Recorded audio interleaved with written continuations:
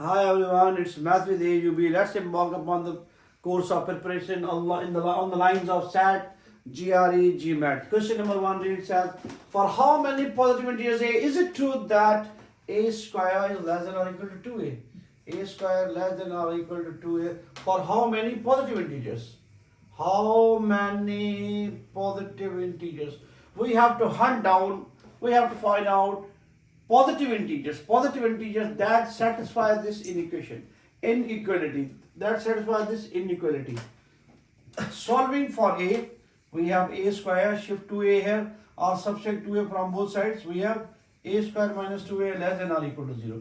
Normally, taking A common, A factored out, A minus 2 remains, that is less than or equal to 0. Now, product of A and A minus 2 is less than or equal to 0. Product of A and A minus 2 is less than or equal to 0 means we have to take one quantity positive, other negative, and keeping one thing in mind, interval can be written as C is less than or equal to X, X is less than or equal to D. Taking this account in mind and solving about this inequality remains valid. So I take A is greater than or equal to 0, one positive, and the other must be negative. Positive, negative, it is negative. A minus 2 is less than or equal to 0. So A is less than 2. Look at this. Our A is greater than 0 and less than 2. A is greater than or equal to 0, less than 2. So the values of A lies in the closed interval from 0 to 2. 0 to 2. The only integers are 0, 1 and 2. 0, 1 and 2. We are asked to find positive integers. Discarding 0, we have two integers. We have only two integers. Two integers that satisfy this equation. One can verify by putting the values in that. Value of A taking 1. 0 also satisfy this equation. 0 also satisfy this inequality. But we have been restricted to positive integers. That's why we are discarding 0. Taking 1 square is less than or equal to 2 times 1. 1 is less than or equal to 2. Inequality is valid. Putting A is equal to 2 squared is less than or equal to 2 times 2. So 4 is less than or equal to 4. Still this inequality is valid.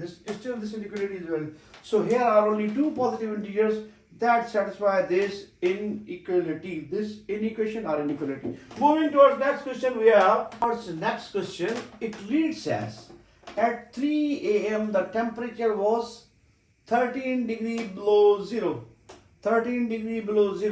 By noon it had risen to 32 degree.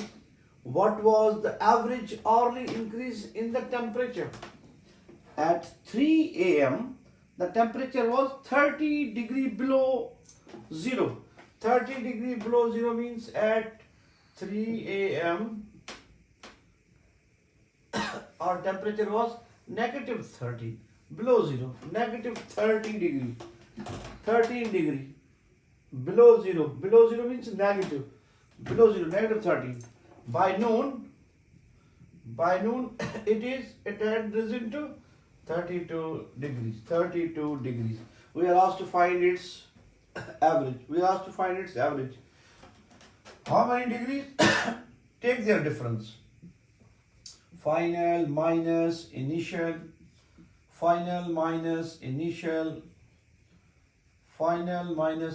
in order to measure the length of the degrees that had been raised from negative 13 to 32. It will become minus plus, it is 45. So the lump sum change from 3 a.m. to 12 noon is 45 degree, from negative 13, negative 12, negative 11 up to positive 32 degrees at noon. Now take account of the time. 3 a.m. to 9, there are 9 hours. There are 9 hours. Total degrees divided by the time taken, we have 5. So after each hour the temperature had risen 5 degree.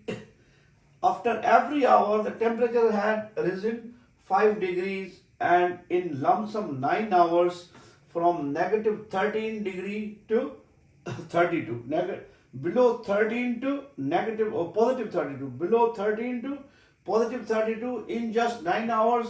Average hourly increase is 5 degree per hour. 5 degree increase has been increased after each hour. After each hour, 5 degree increase after each hour. 5 degree steady increase in each hour of 5 degrees. 5 degrees.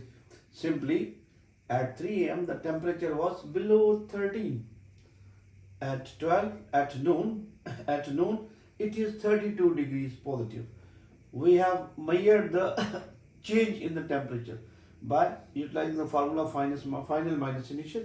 That's 45. From 3 a.m. to 12, no, from 3 a.m. to noon, we have taken account time.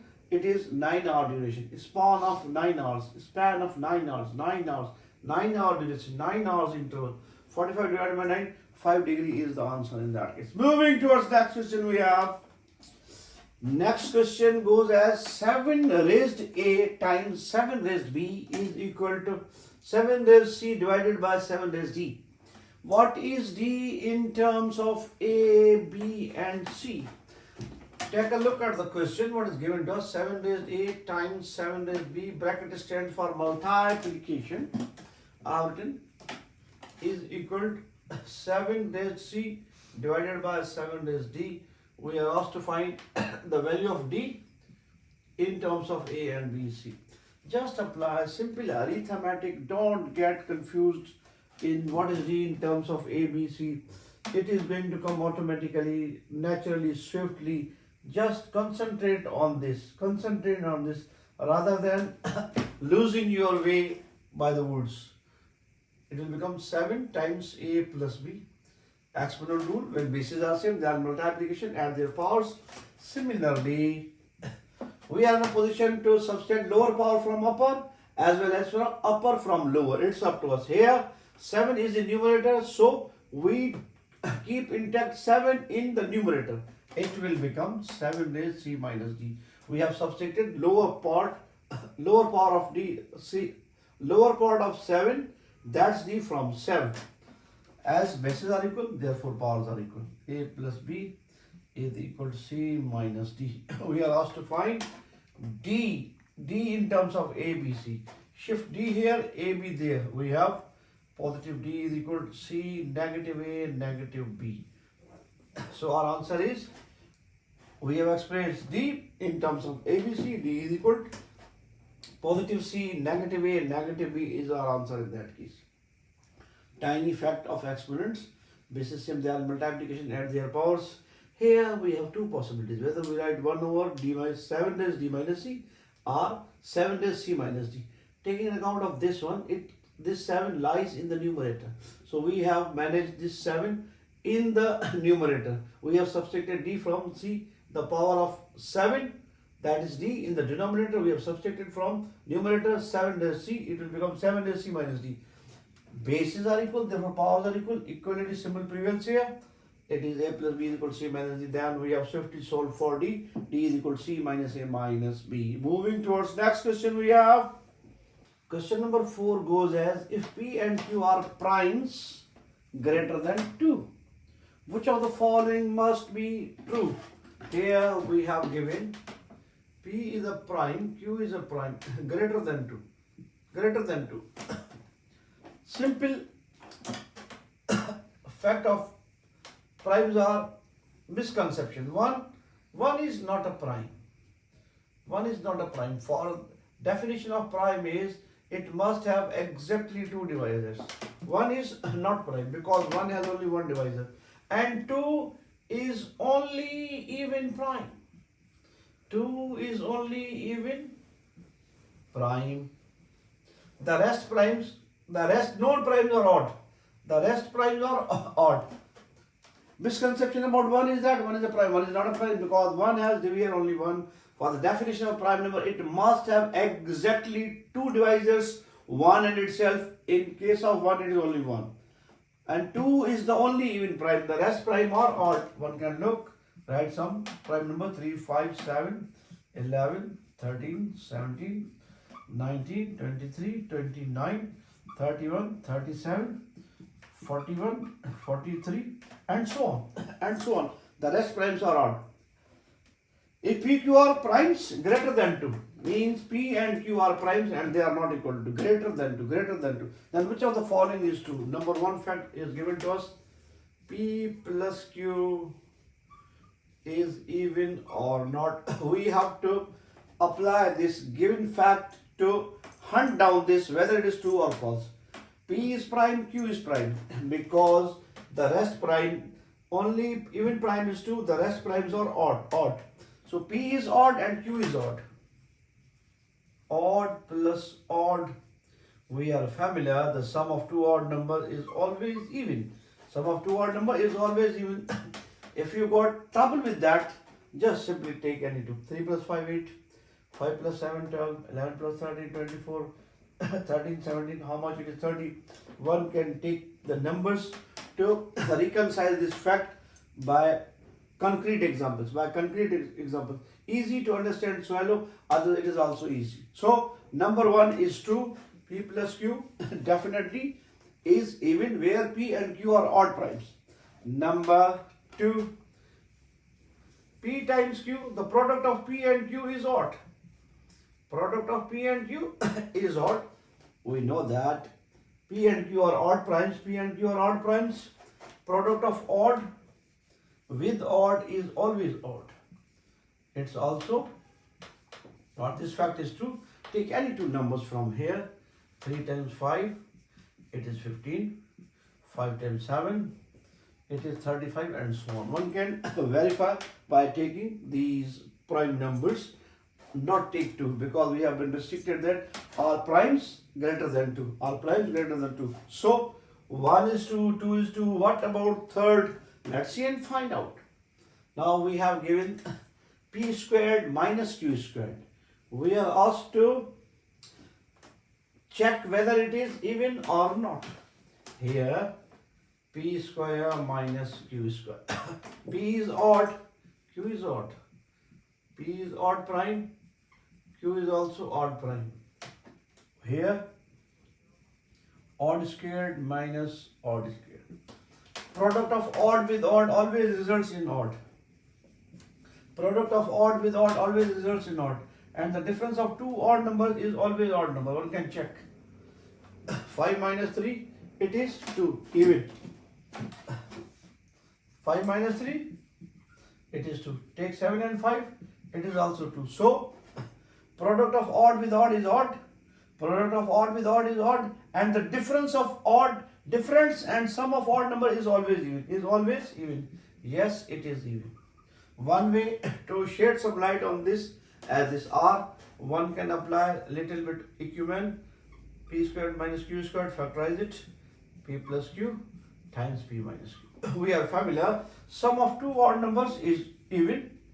That is odd plus odd. And it is odd minus odd. The sum of two odd numbers is always even. One can check. Take 3, 5, 8. And difference of two odd numbers is also even. Difference, sum of two odd numbers is always even. Sum of two odd numbers is always even. And difference of two odd numbers is also always even. And the product of even with even is always even. Even times even, any number is even. So in that case, all the three statements given are true. P plus Q is even when P and Q are primes greater than 2. Product P and Q is odd, it's also true. P squared minus Q squared is even, it's also true. So D is the right option in that case. Moving towards next question, we have towards question number 5, a wonderful question. If the value of x lies between 0 and 1, which of the following lists the number in decreasing order? I used to call it magic interval. Values of x lies between 0 and x can assume the values like 0.1 something, 0.2, 0.3, 0.4, 0.5, 0.6, 0.7, 0.8, 0.9. Taking trouble to write all these figures, taking painstakingly, because of that, it is the interval, I used to call it magic interval, where mathematics is upside down. In reality, in reality, something is greater, x square is greater than x. But in that case, the situation has been reversed. The table has been reversed. We are asked to find decreasing. Take this. X square is the greatest. Then comes x. Then comes x square. Root x is greater than x. And x is greater than x square. I used to call this interval magic interval, where mathematics is upside down, upside down. Normally, that is the situation. First it is x square, then x, then root x. If the value of x, if value of x does not lie in that interval, if the value of x lies in that interval, that is 0.1, 0.2, whatever it is, then this is the decreasing order. It is the greatest, second greatest, third greatest. Root x is greater than x as well as x square. Only x is greater than x square. X square is smaller than x, then root x. Root x is the largest, then x square. Provided that value of x lies between 0 and 1, 0 and from this. Otherwise, normally that is the case. Normally that is the case. X square is the greatest, then x, then root x. X square x, then root x. When x does not belongs to this interval, when x does not belongs to 0, 1. When x does not belong to 0, 1. If value of x lies in that interval, that is the decreasing order. It is the highest, second highest, third. It is greatest. Then this. Number 1, the highest quantity. Number 2, number 3. When value of x lies between 0 and 1. When value of x does not lie in that interval, then we have to follow the normal routine. Normally it is the case. But whenever value of x lies between 0 and 1, x can assume these values. That is the decreasing order.